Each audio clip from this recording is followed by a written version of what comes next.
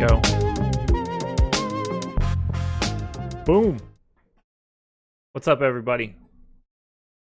Josh Engelman here, as per usual.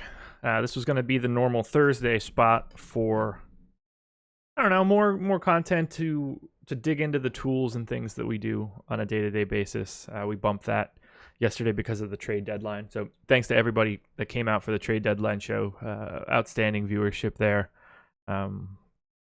And then we had the Awesome Odds betting show move from Friday to yesterday. So popping in today, and we're going to talk Fantasy Cruncher lineup rewind. I talk about it a lot in strategy shows or live before lock.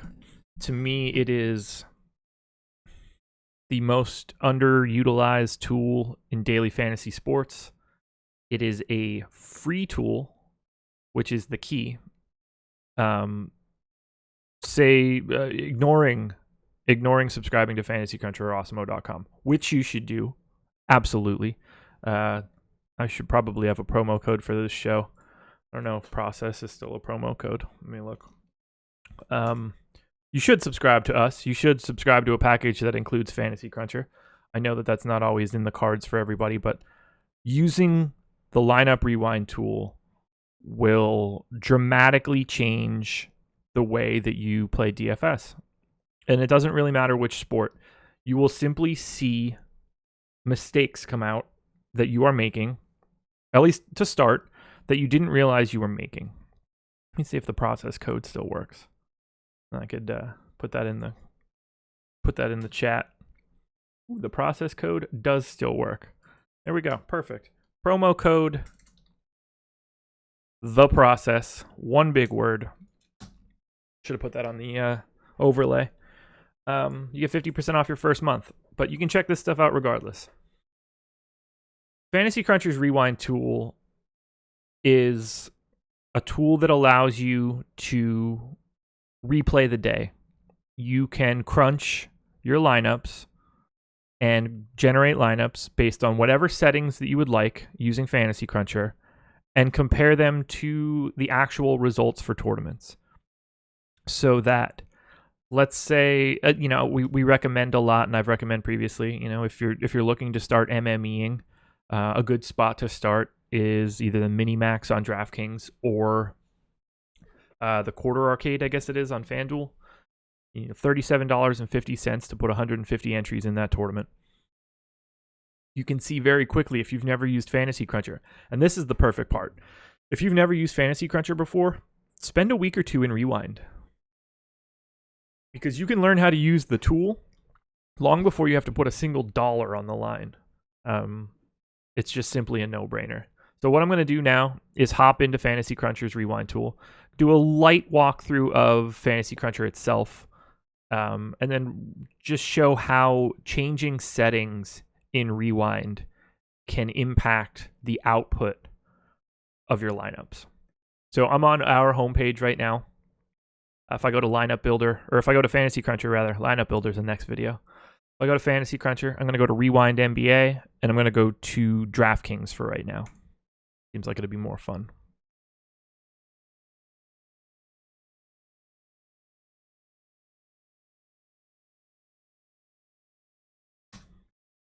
So for those that are not familiar, for those that have not watched any of my previous Fantasy Cruncher videos, this is what Fantasy Cruncher looks like. It is a tool that I spend a lot of time in, and I use Rewind every single morning. I spend more time in this than I probably should, but I believe that it's incredibly beneficial. So this is, right now, the snapshot of what Fantasy Cruncher looked like last night, at the end of the night, for the February 7th slate. So we have Fantasy Cruncher's projections in here right now, and everything is raw. The green columns out here to the right represent everything that actually happened, whether or not someone started, the amount of minutes they played, the amount of fantasy points they put up, what their points per $1,000 were. So we have all of this information at our disposal. And in Fantasy Cruncher, you have the ability to pick your slate. So it doesn't just necessarily have to be the main slate, which was 6 games last night. You can look at this stuff just by changing here to just get the late night slate. So when you first get in here, always make sure that you're selecting your proper slate. It will default to every single team. So you can trip yourself up a little bit on the weekend if there's split slates. You'll want to make sure that you pick your proper slate. Otherwise, you'll run a crunch, export, and if you try to import that lineup, you're probably going to get guys that aren't on your slate. That's something that I see people do pretty regularly. The main section of Fantasy Cruncher from a settings perspective is right here, advanced options. This is where you make your tweaks for everything. The amount of unique lineups or unique players in each lineup. And what that represents is this. If you make, let's say you generate 2 lineups, more often than not, it's going to be one simple. If you have this set to one player with no other settings changed, you're basically going to swap one player for another. Especially on a big slate where there's enough value to go around that you could probably make a 1-to-1 swap. Sometimes it'll be 2 for 2. Depending on what you set this at, so if you set it at 3 and you crunch 100 lineups, every single lineup compared to the other lineups will have at least 3 separate spots of differences. And it doesn't necessarily mean like, oh, this guy's at point guard, and then he's at guard, and then he's at utility. 3 literal unique players will be different in every single lineup that you generate. Now, we get a million questions about whether or not they should have the setting at 1 or 2 or 3 or 4. What's the right amount of unique players? And the answer is there isn't a right amount. Depending on whether or not you're using randomness, depending on whether or not you're setting your own exposure caps. All of those settings work hand in hand with each other and will impact the way that lineups are outputted to you. So when people ask, it's really hard to give an answer because it all depends on sort of what you're playing and what the rest of your settings look like. Every one of these settings need to be used in tandem. They cannot be separated. Otherwise, you're going to get really unique answers that don't work as much as you would like. You have the ability to set a minimum and maximum amount of salary. Generally speaking, I set DraftKings for 49,500, 1% reduction in the total. Depending if the slate's small, I like the idea of using less of my salary. If it were a 3-gamer, I might even set the max at 49.9 just to be different. But that's not what we're looking for. That's not the point of this video, at least. You have the ability to select which specific positions you want in the more utility spots. So that whether you want just point guards or just shooting guards in the guard spot, or if you don't want small forwards in the utility spot, you can uncheck these boxes and change the way that you're building that lineup. And this is all relevant for Rewind because you can go through this and test out different settings without ever having to wait for the slate to end or impact anything that you're doing.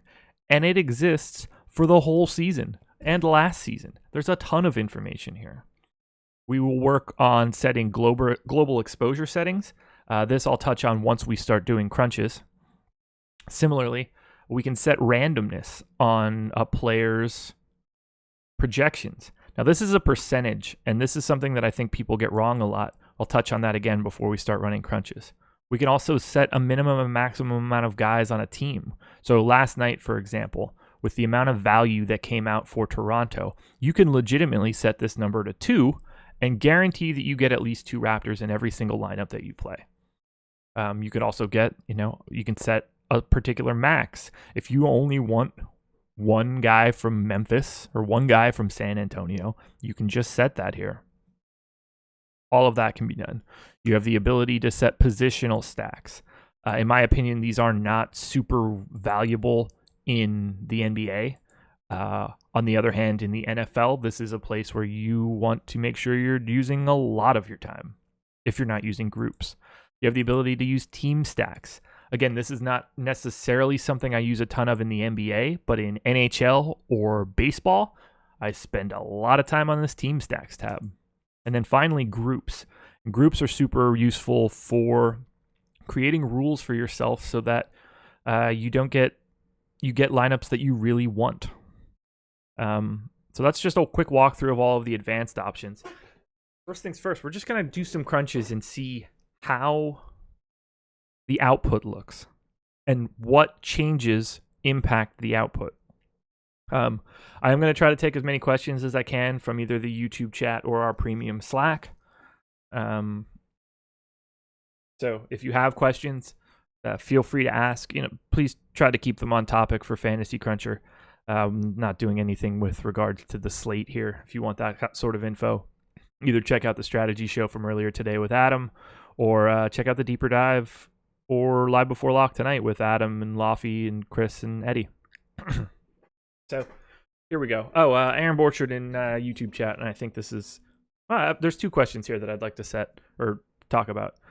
Aaron's question: am I still using standard deviation of fantasy points per minute in lieu of uniques or each method? Not in lieu of those things, but yes, my randomness is set by each player's standard deviation.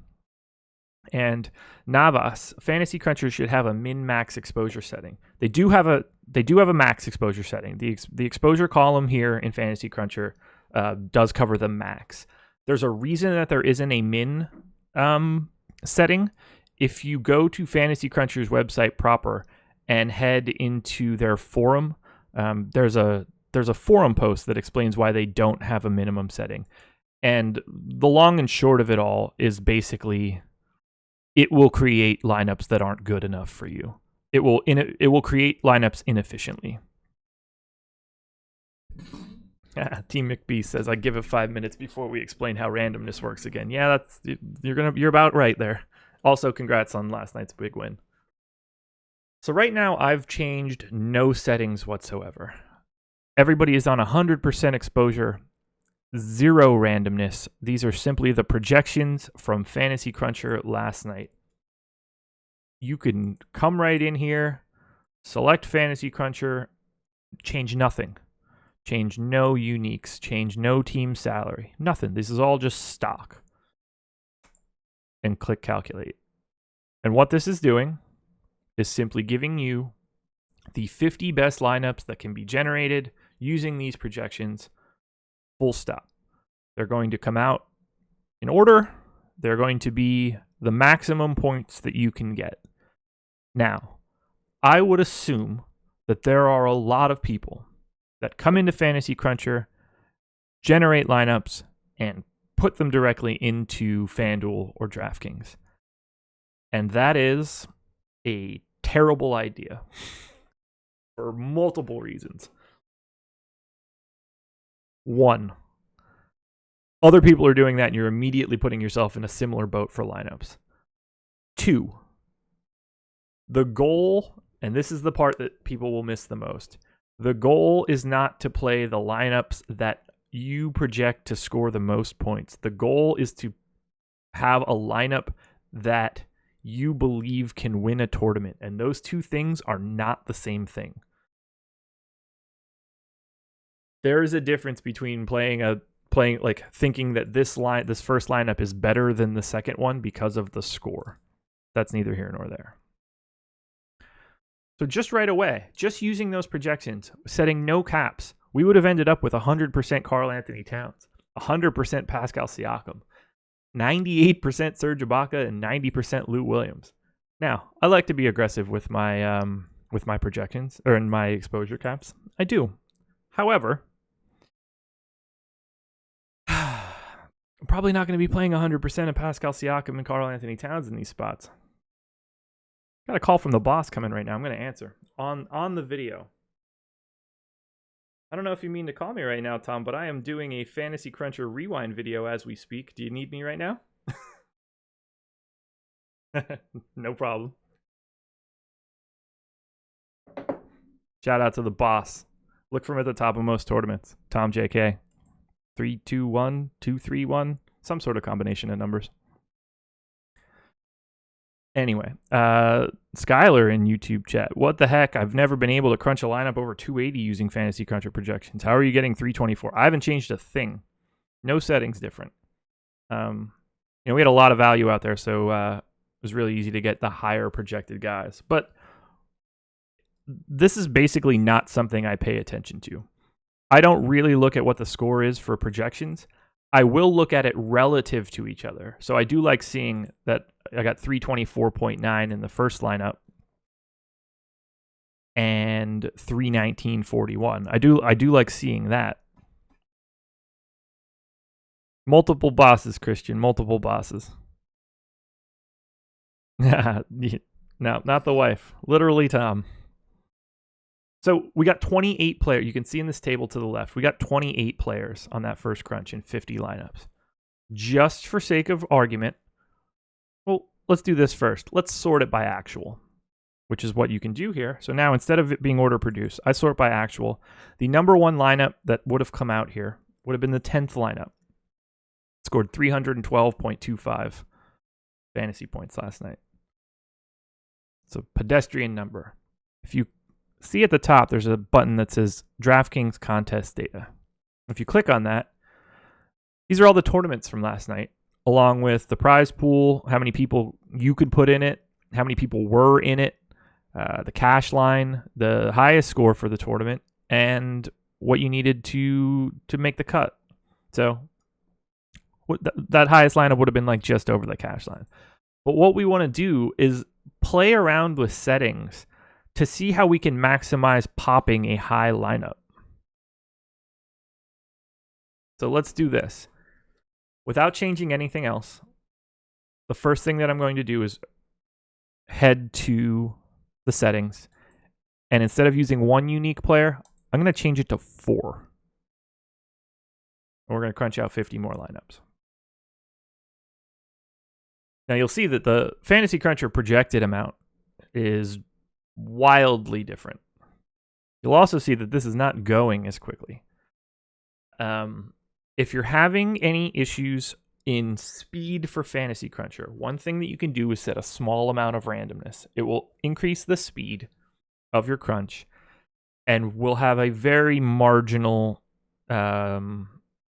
change in what is being output, particularly because the randomness makes things a little bit easier. So we've got 50 lineups.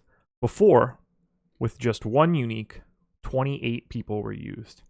On Crunch 2, we got 40. I didn't change anything about the exposure settings, but we're not getting 100% Towns any longer. We're not getting 100% Siakam. We're not getting 100% Ibaka. Lou Williams down into the 50s from the 90s. This is the key part of why we want to try to play multiple lineups. A lot of people think this guy is a smash, this guy's a lock, this guy is a fade, when in all actuality, these decisions aren't binary. We are looking, everybody has a certain chance of being good for a given night. No matter what you think of it, there's variance on all sides. A guy can sprain an ankle, suddenly his lock is 0. So what you're really trying to do is create the most amount of combinations that you can that are unique.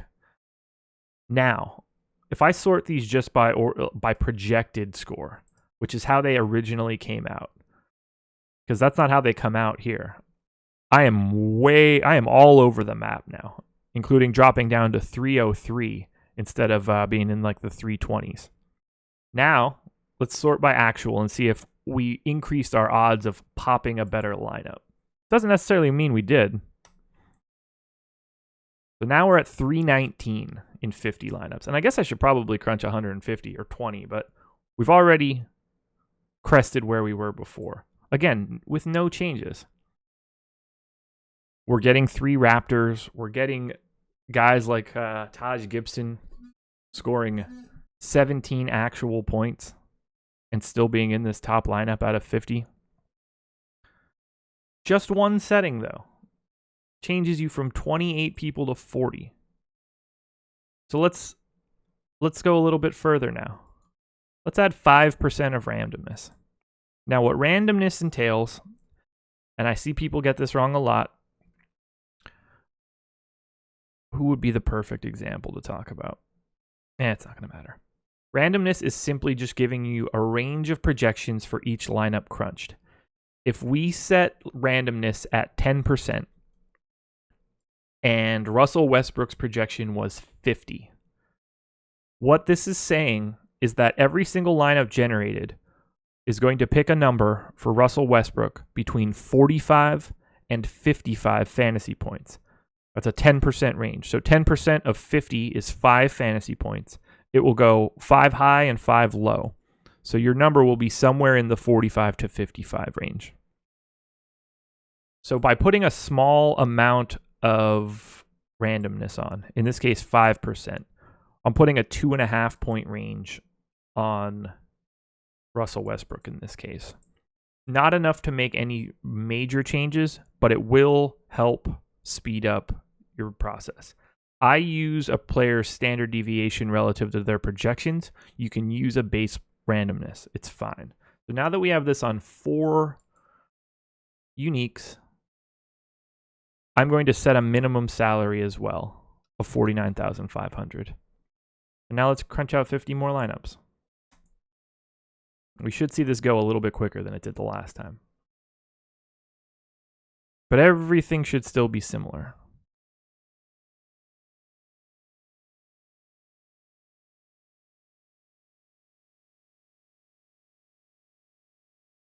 $42 players. So even just a slight addition. And that's because some of these guys are going to be close in projection. So that wiggle room gets you there. When I sort by actual, well, I'll be. Now we're climbing. We're up to 329 in actuals. Changing no settings, we've already increased our ceiling by 17 fantasy points here. And we haven't done anything nearly, we've barely scratched the surface of changes that can be made. And this is the greatest part of Rewind, because you can do this, find your settings, and then go try them on a different slate, and a different slate, and a different slate, until you've put in a body of work that allows you to understand what those settings mean and how they impact the things that you're trying to do. We talk about it a lot, but if you're playing GPPs and you're looking to max enter, you're not looking to just hit the cash line. You'll go broke doing that. Your goal, like everybody else's goal, is to have a lineup that deviates so far from everybody else that it wins the tournament. You have to make changes to your settings in the background to do that. And this right here allows you to do that for $0. Zilch, nada, nothing. You can play out every single slate, the full slate, the night slate. You can look at every size slate differently if you'd like. And you can do it for the entire season. It will cost you nothing, but you'll gain so much because you won't have to put anything at risk. You can figure out the settings that work best for you before you ever have to risk a single dollar in a tournament. You can't beat that. Navas, what's the purpose of randomness? 2-part answer. One, I think simply just using it a little bit to speed up the crunch is helpful. But the real purpose of randomness is this. Just because someone is projected for 50 points doesn't mean that they score 50 points every time.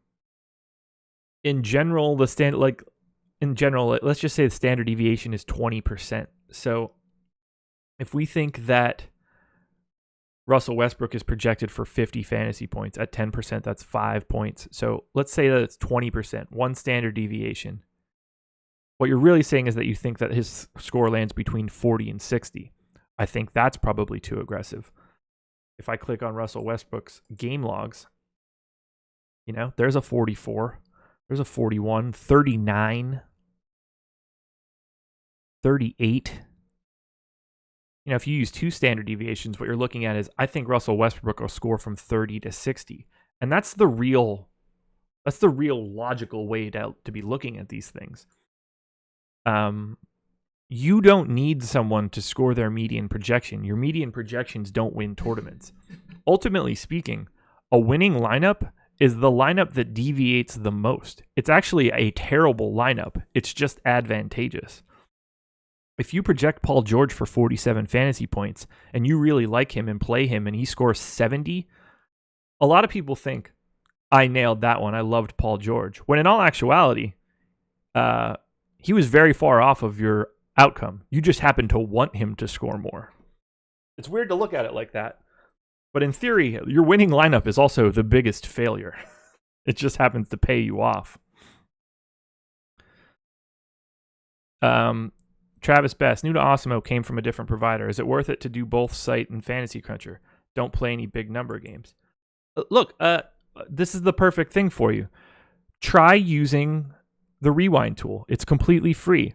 Use it, test it out, and find out if it's something that is going to be better for you. I will never just blindly recommend something just because it's part of our package. I think these tools will help you be better at DFS if you're paying for them. But I understand that not everybody has an infinite amount of money to play with on a monthly basis. Play as in disposable income. So I would never steer anybody to that just because I work for a site that has a partnership with Fantasy Cruncher. Do I think it's the best optimizer tool on the market? Absolutely, 100%. I've been using this tool since 2015. I can't imagine not using it on a day-to-day basis. But this will give you the opportunity to try it out, and it won't cost you a cent. And you can try it for the entire year. Every single slate for the NBA season or NFL season is on here. You can go back and do it. So if you start to like it, perfect opportunity to use the promo code The Process, one big word, 50% off your first month, and then you can try to put it into practice. So let's make a couple changes here, and we'll see how that impacts everything. So right now, I'm willing to get everybody 100% of the time. It's never going to happen with 4 unique set.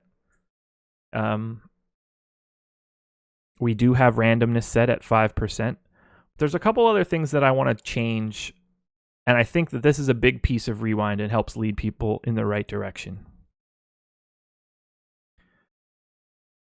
What would be a good example of it? So this is something that I do every day when I get into Fantasy Cruncher. I sort by team, I hold in shift, and then I sort by salary. And I believe the Raptors. No, the Blazers played last night, right? The Blazers will be the good example. And people will probably disagree with it, but this is just a filter to remove guys that aren't projected to play. I just want to filter it down to only get guys above 10 minutes so I don't have such a gigantic player pool in front of me.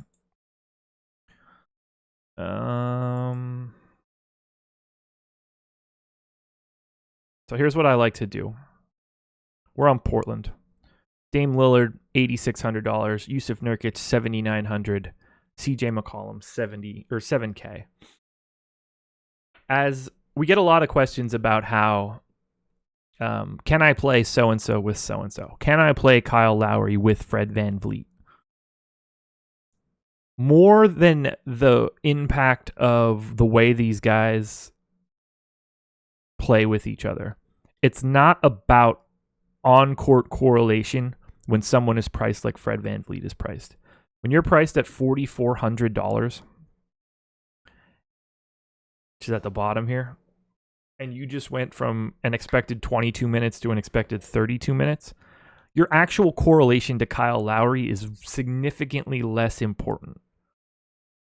What we really want to know is, can both of these guys hit a GPP winning target score at the same time? And that is mostly a function of price.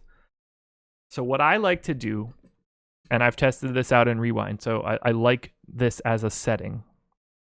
It's the first thing that I would do. Dame Lillard, Yusuf Nurkic, CJ McCollum. $8,600, $7,900, $7K. That is a lot of salary. We're looking at north of $20,000. These guys played really, really well last night. Nurkic got to 5x. Not necessarily enough for you in a GPP. A 40-point game is perfectly fine. But more often than not, I'm going to avoid getting all 3 of those guys in one lineup. It's a really difficult proposition.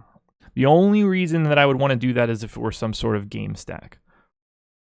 So I have these 3 guys. I have them selected.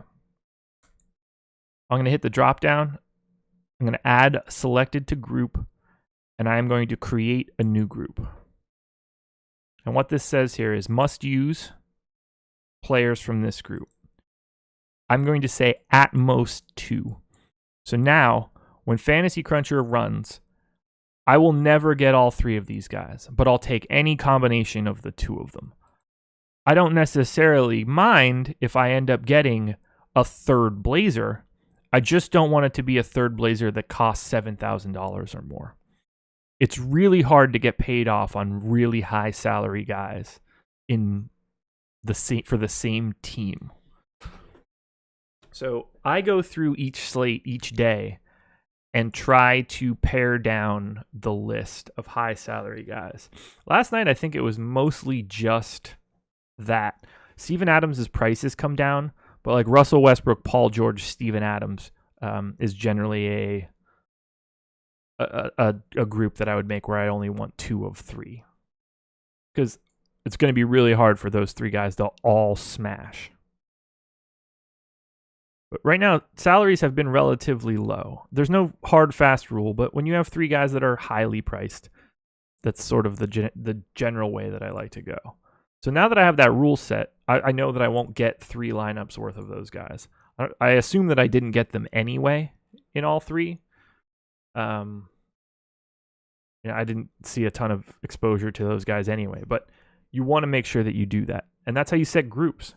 You can set them manually just by typing player names in here. You can create a new group and say, I only want 1 of John Collins or Trae Young. I'm not saying that this is a good group to make or anything like that, but you can type them in manually and make your changes here.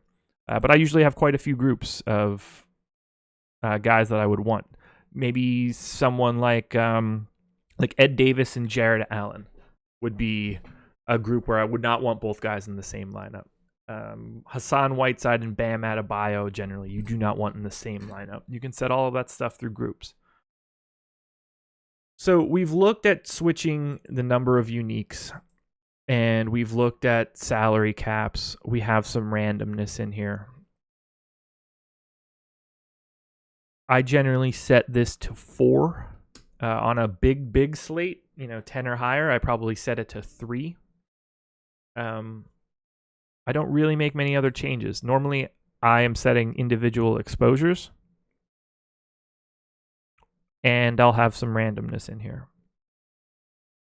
So what happens if I bump this randomness number up? We talked about 20%. I talked about 20% before. Let's see what that looks like. Now, you're going to get different results on each crunch here. I still have 4 unique set. What does 20% randomness look like?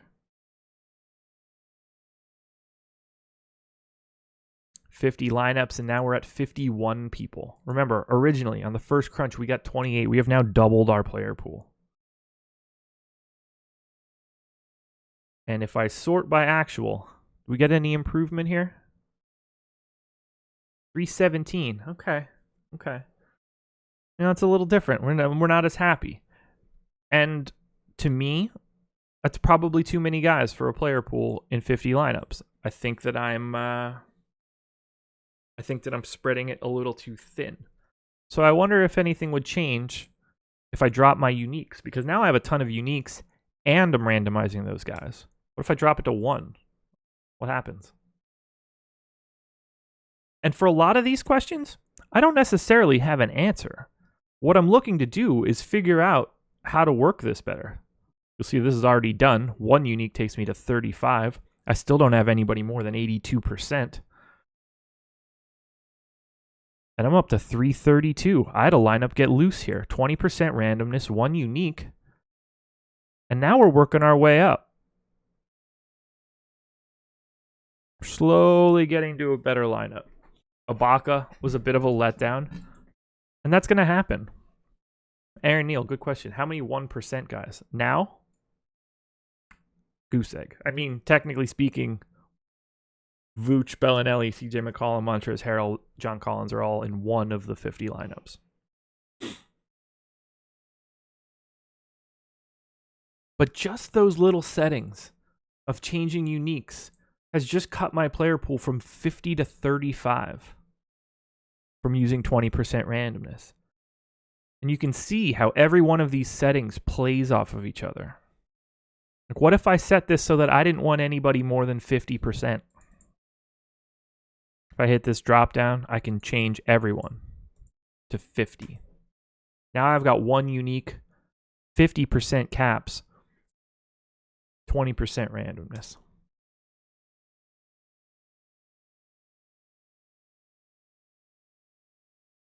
Now, by setting everybody at 50% cap, just by changing that unique number, I'm still getting less than that 51 max cap. So what I'm doing is constricting my player pool to the higher guys.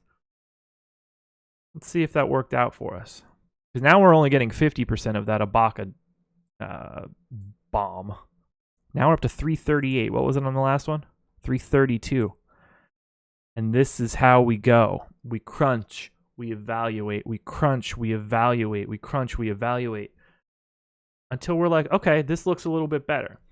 The key here is you don't want to just see this and think it's good. Ooh, I crunched out the winning lineup. This is it. No, you want to test that on a different slate.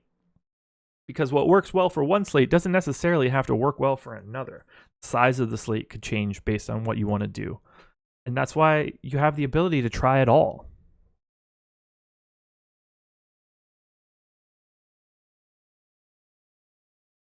Yeah, Aaron, I think that I can touch on this quickly. So you can set the way that it crunches based on each or group. And to my knowledge, just about everybody uses each. Each counts every lineup individually. So when it crunches your first lineup, if you have, let's say we have everybody here set at 50%. Or let's say we have everybody set at an 80% cap. We don't want everybody in everything. We don't want to go more than 80. When it crunches the first lineup on each, technically speaking, everyone's exposure at that point is 100%. When it crunches the second lineup, it's not going to pick anybody that was picked in the first lineup because it won't allow you to take anybody that is over that 80% threshold. So since everybody is going to then be at 1, you'll get a fresh lineup here. Then, since we have 2 lineups, everyone's exposure is then switched to 50%, at which point when it crunches the third lineup, everybody is back in business. Everybody can be selected.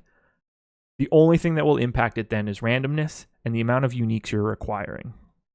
So when you use each, it's building it step by step by step, lineup by lineup by lineup, to keep everything diverse.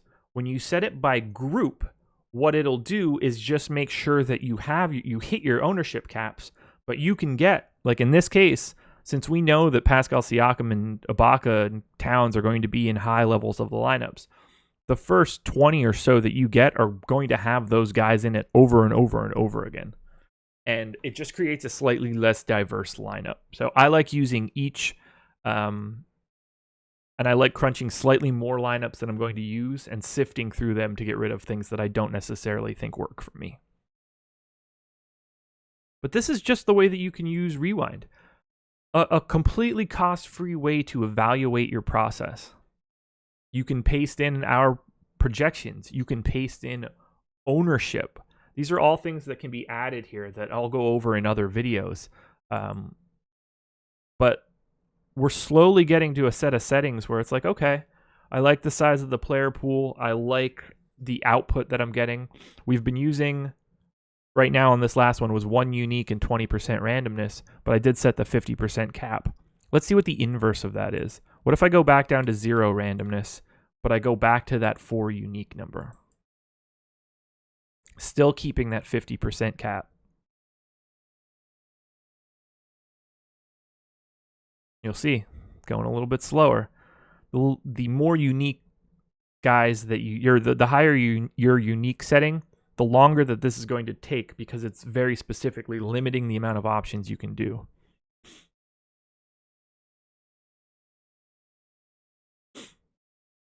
So now we've got 50.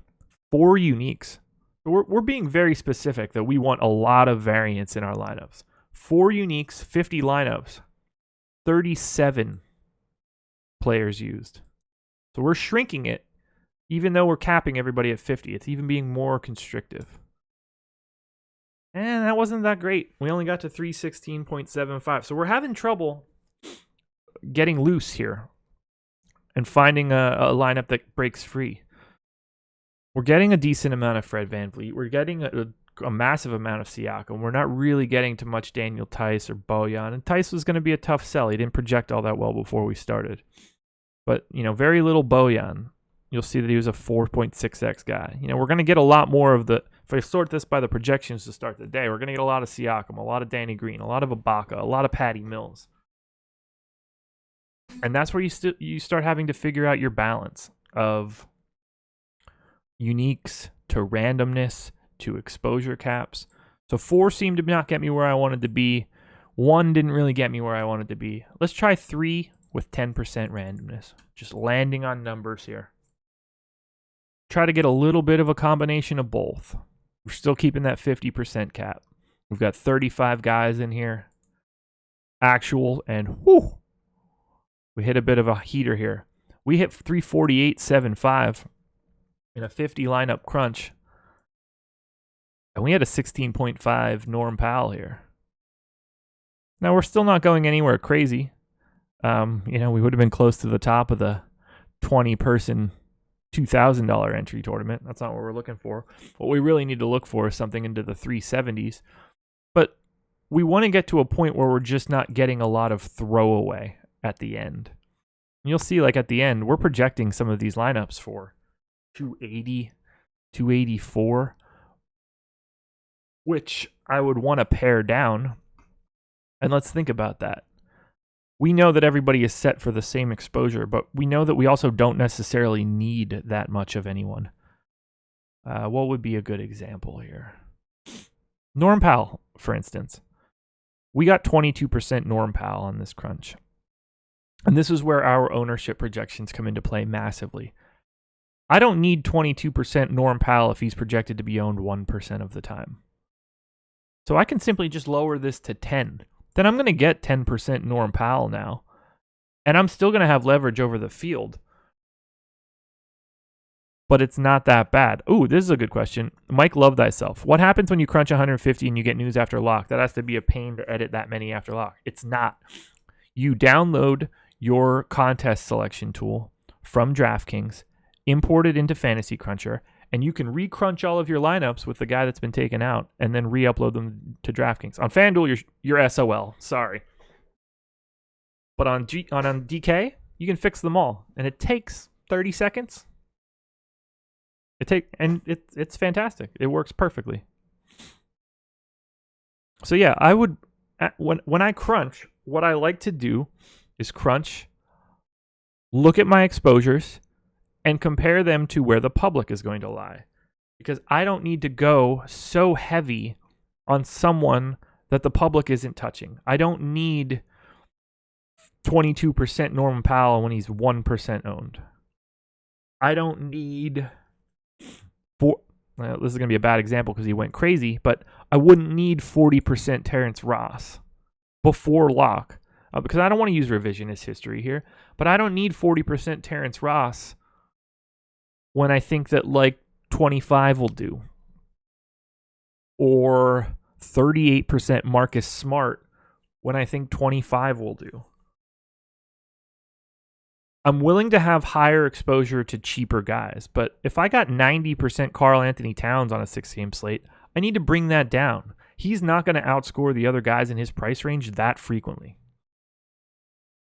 So even just making those changes and re-crunching. I mean, I'm sure it ends up worse because I'm going to get less Terrence Ross. Tyson Ross. It's almost baseball season, everybody. We're still only in the 320s. And we're getting a lot of the Raptors, guys. But you can see that just making individual changes creates massive differences in your output. Changing your salary will make massive changes in your output. Because if If I don't set it, I might get a lineup that crunches out with $45,000 used. You don't want to use that lineup. It's not going to win anything. You're going to be in a terrible spot. So you want to make sure that you're understanding the impact of your changes on a lineup by lineup basis. Now, I assume that by the end of this video, people are going to ask, like, what settings do you recommend? I don't recommend any, because every slate is going to be mildly different. And you need to figure out how the settings impact what you're doing. Otherwise, you're not really going to make yourself any better by using Fantasy Cruncher. Like on a 8-9 game slate, I might use 5 uniques. But I'm going to test that out on other slates of that size to see the impact it makes on my player pool. Like, even just having this set at 3 and 10% now, the difference between having this at 50% exposure caps and 80 is going to create a different output. So you can't just judge one setting, because if I say to use 3 uniques, it completely depends on whether you were setting individual exposure caps. If you're setting it at 40, 60, 80, 100, just by changing that number, all of what you get is going to change. So I can't in good conscience tell anybody, like, this is the setting you can use, because you need to use 5 separate things that all work hand in hand. And that's the point of Fantasy Cruncher Rewind. You don't have to pay a cent, and you can do this on your own. I will always answer questions from members or non-members even. But if we're in Slack and you're like, look, I'm playing around in Rewind and I can't get this to work. Every time I click Crunch, I get 3 lineups and it breaks. What can I do? I'm happy to help you there, because I'm so happy that you are willing to take the time to try to understand how this tool works better. People think it's magic, and it's not. It's one big math problem with a front end on it, and it's the best one on the market, but you really need to know how to use it.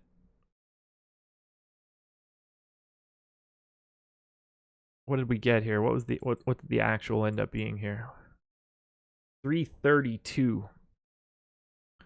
And that took out all of my changes as well. So, how much did I get anybody that in an egregious amount?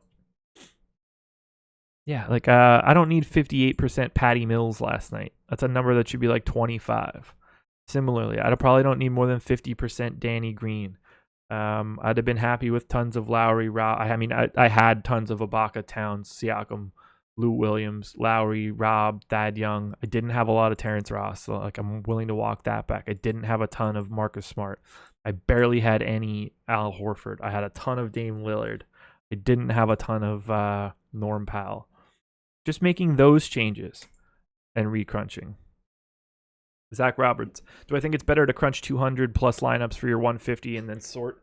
It's not that I would sort by projected score, although that's fine. But yes, I believe that you should be crunching out more lineups than you need and sifting through. Because the last couple lineups that you make are generally going to be so that it continues to crunch itself. They're not going to be the most optimal lineups you can get. Yeah, sorry, my nose is itchy, guys. It's really dry here right now. So just even making those little tweaks, I'm up to 345 on a crunch.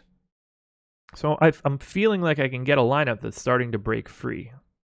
It's getting me Terrence Ross, but I'm getting all of these guys that are having a little bit better of an output. Ooh, Curtis. I had all the Ross. Good work, my man. So I can say this much. I tend to use a pretty high amount of uniques. I generally set my salary cap at 49.5, sometimes 49, depending on a smaller slate. The bigger the slate, the more uniques I will use. I tend to set a group so that I don't get more than 2 majorly high salary players from each team. And my randomness is generally based on a player's standard deviation of their fantasy points scored. That is something that I calculate on my own. It's basically the only piece of information that I do not post to our website. All of that can be calculated. I've had many people reach out to see how I do it, and they do it now for themselves. I'm always happy to help there. But I work my way through all of these settings. And if you want to switch to a different slate, you click on the date, you pick a different slate, and now we're on February 5th. And we can do the same thing. We can go check out what the top scores were. All of the settings are raw. It comes in fresh. Now, this will save your stuff from the night before. So if you have projections loaded from the day before and all of your exposures, when you come back in here, that's all going to be there. You can also save your crunches the night before and restore them from what you did and go back and see how your entire crunch did. Now, the last thing that I do want to close out for, and it's something that we've had a couple people ask, is value groups for, I mean, in theory, DK can use them too, but value groups for FanDuel is going to be the most important piece because now we drop our lowest score.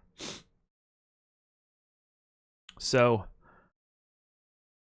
if I just crunch this, I want the top 50 actual scores, changing no settings whatsoever. This is maximizing based on everything that happened last night. So here we're dropping Nerlens Noel at center. The lineup is Russ, Van Vliet, McCollum, Wiggins, LBJ, Bojan, Siakam, and Tice. 426.5. Now, my recommendation here is could be a little bit different than what other people would say, but you'll see, do we get anybody that's really high out there? So Daniel Tice is a good example of somebody that you could use a lot, but Jakob Poeltl scored 18 fantasy points last night, and he was used in 12% of the 50 lineups I just crunched by actual because he's being dropped, and you shouldn't overreact to that. But what I'd really like to do in these cases is sort this by salary, and I'm going to filter this down by guys that I think will play, say, 15 minutes. I will unselect everybody, and let's do this. I'm going to sort by salary, double down by projection. I think this all looks pretty good. But I'm going to take everybody from Dario Saric to OG Anunoby. This is everybody projected for 15 plus minutes from 3,900 or under. And I'm going to create a group and say that I want to use at least one of these guys. I want to basically spend next to nothing on one spot and maximize the amount of money that I have to spend for the other 8. Here's why. We know that we have to drop a score. On FanDuel, you get $60,000. $60,000 divided by 9 means that you can spend $6,666 on each spot. Or you can spend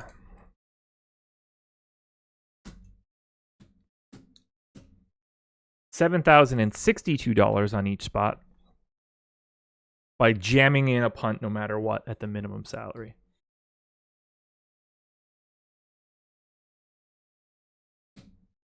You get 6% extra spending power on a position-by-position basis by fixing in a $3,500 punt. That changes a little bit if you use a $3,900 punt. Drops by 0.5%. But instead of using $6,600 each guy, you could use $7,000. An extra $400 at every position is mighty important. So I will guarantee here that I use one guy in this spot. Now let's not crunch by actual. Let's crunch by fantasy cruncher projections. I'm going to set this to be 4 uniques. I'm going to set this to 59.4. And I'm just going to do 2% randomness just to make it go a little bit faster. Well, let's see how, if I can get to 150 pretty quickly, I will. Let's reselect everybody. There we go. This might take a little bit, but we got nowhere to be for the next 4 minutes. This would be the way that I would try to build my lineups on FanDuel. And if it means that you play someone at $3,600 in 60% of your lineups that actually has a good projection, by all means. Your goal with your punt, generally speaking, if you have a guy that you think has the ability to not be your punt, feel free to overplay him. If you have a guy that you're just trying to punt a spot, which is likely for most slates, then maximize your spots everywhere else. Yeah, this is going to end up going a little bit slower. Should have did a little bit more randomness. Let's just stop it at 50, I guess. We'll see where we ended up.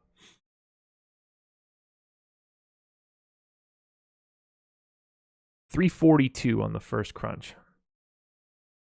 Where does that get me? And we're going to be right around the cut line for most of these tournaments. Like, where's the big three? Okay, so the 5 max. Or the charge, the $65 charge, 3 max. $349 is going to be the cut line. So, we could have had one just outside of the cut line. But what I like to do is build a group of punts like I just did. Now, I would sift through that a little bit more and make sure that I'm not getting guys that I don't particularly care about. And I would want to get more of guys like, Norm Powell last night, or who else is going to be up there? Like Yuta Watanabe, who ultimately didn't end up, that spectacular. But I'm going to make a push to get those guys in a lot. Would I argue that playing a punt of 35 to 4K on FanDuel along with a drop player is what will give you the higher upside of the expensive players? Yeah, well, I mean, what you're really trying to do is just give yourself more money to be able to get more expensive players. And then Rob is the great example. When he's 3,600, that's why you're going to see his ownership be so high, because there's no downside. The worst case scenario is you drop him and you had more money to spend everywhere else. The upside is that you have an extra spot that you could potentially drop, and he puts up 40 at 3,600. It all depends on how much value is really out there. You can maximize more of these guys on a big day. Does having 2 10K players in your lineup hurt you? Not necessarily. Not necessarily. Let's set this to let's really let this rip. Let's set this to 20 randomness, which is, I think, a reasonable spot to be. And we'll rock this back to 3 uniques for last night because of the slate size. And this will be the last thing we do before we get out of here.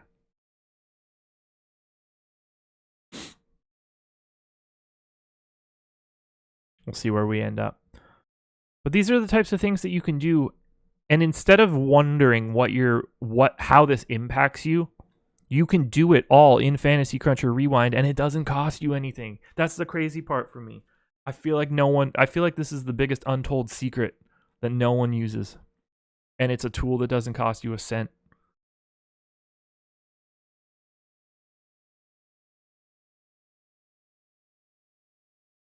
So we're almost at 150 here. So if I were max entering the quarter with these settings right now, where would I have needed to be?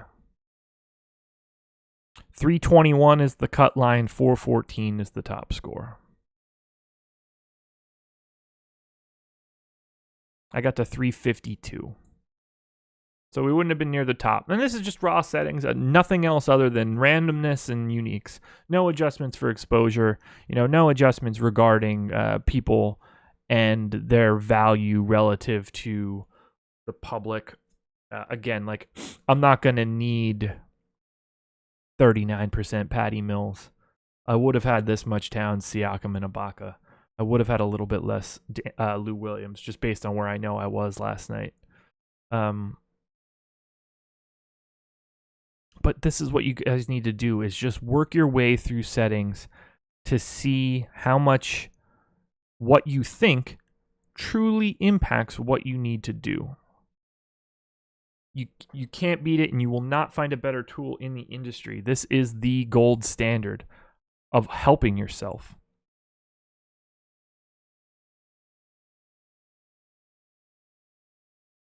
So I usually want to guarantee for FanDuel, I want to guarantee that I have a low salary guy. If I get another one based on the crunch, that's fine, but it's not a priority for me to take two. So that's where I'm at right now. It's a quick look, well, maybe not quick, it was an hour video, of how to use Fantasy Cruncher Rewind. Again, this is a tool that won't cost you anything. Play around with it. If you have questions, at Josh Engelman is my Twitter handle. If you're a premium Slack member, feel free to message me. But play around in it. Try to see how it works. And if you start to get to a point where you really like what you're doing in Fantasy Cruncher and you want to try it out, it's $37.50 to max enter the $150 quarter tournament on FanDuel. That should be the place you start if you're looking to do max entry. But play around in it because this tool is fantastic. I want to thank you guys for joining me today. We'll be doing a new sort of evergreen piece of content every single week. In this case, it was Fantasy Cruncher Rewind. Feel free. That's what we should do here. In the comment, hit the like button. In the comments section, let me know a topic you would like to see me cover in a video. If you like this video and comment on it, you get entered for a chance to win a full 1-year premium all-access subscription with us to celebrate our 1-year anniversary coming next week. It will be announced at the final live before lock before the All-Star break. So like and comment there for anything that you want to see me tackle. I'm going to get going now. This is going to be up for a while, but please tune into the rest of our content for the day. And thanks for joining me this afternoon. Best of luck tonight and moving forward. And I hope you can use Fantasy Cruncher Rewind to help you be a better DFS player. Adios.